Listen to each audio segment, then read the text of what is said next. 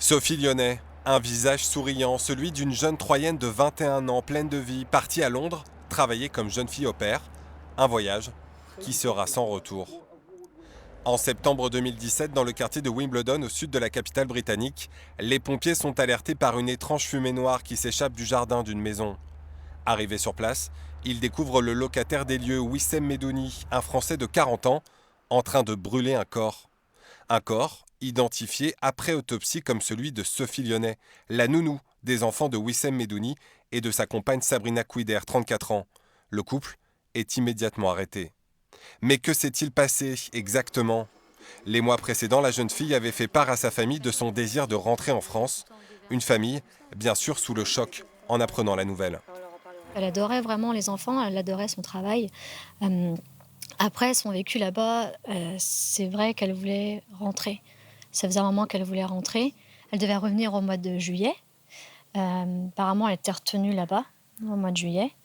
Et là, sa mère lui avait envoyé des sous pour qu'elle puisse revenir lundi en France. À Londres, l'affaire crée une véritable onde de choc chez les nombreuses jeunes filles au pair présentes sur place. Car impossible en réalité pour Sophie Lyonnais de quitter l'Angleterre, privée de ses papiers et prisonnière de ses employeurs. Un couple persuadé que la jeune fille complote avec l'ex-compagnon de Sabrina Kouider pour droguer et abuser sexuellement de la famille. Des accusations délirantes assorties de nombreuses séances de torture filmées ou enregistrées pour la faire avouer.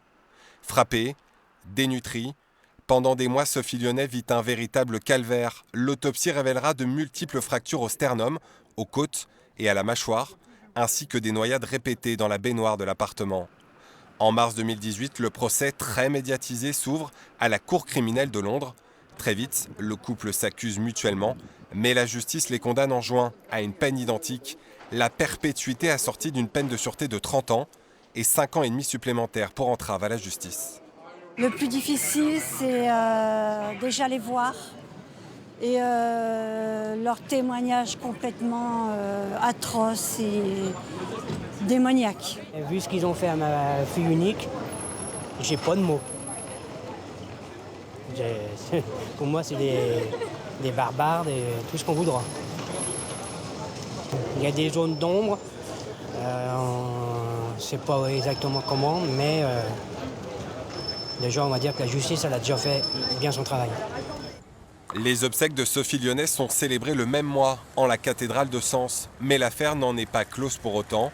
Wissem Medouni et Sabrina Kouider ont interjeté appel de leur condamnation.